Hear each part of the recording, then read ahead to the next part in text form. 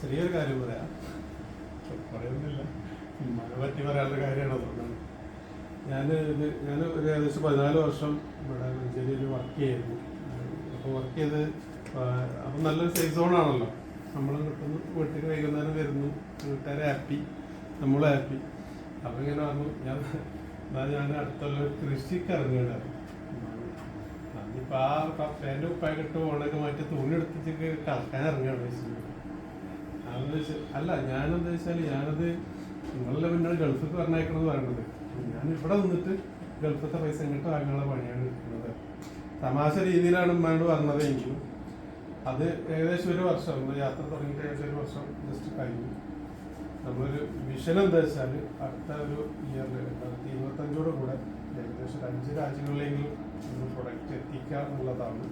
അതിൽ നിന്ന് കൂടുതൽ റവന്യൂ ജനറേറ്റ് ചെയ്യാൻ പറ്റുക എന്നുള്ളതാണ്.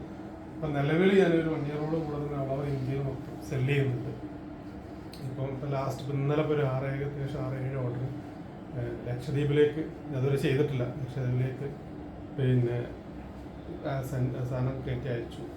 അപ്പോൾ ഇതിൻ്റെയൊക്കെ എല്ലാ കാര്യങ്ങളും വഴിയെ നിങ്ങൾ അറിയിക്കും. ഞാനത് പിന്നെ ജാഫർഖാനെ ഏൽപ്പിക്കണ ദൗത്യത്തെ അതിൻ്റെ എല്ലാ പ്രോസസ്സും പരിപാടി നടന്നുകൊണ്ടിരിക്കുന്നുണ്ട്. ഇത് അടുത്ത് തന്നെ ഇപ്പം നേരത്തെ ഞാൻ സ്റ്റാർട്ടിങ്ങിൽ പറഞ്ഞ മാതിരി ഈ 100 ബിസിനസ് 100 ബ്രാൻഡിനെ ഗ്ലോബലിൽ എത്തിക്കുക എന്നുള്ളതിൽ ആദ്യത്തെ ബ്രാൻഡുകളിലാവാനുള്ള ശ്രമത്തിലാണ്.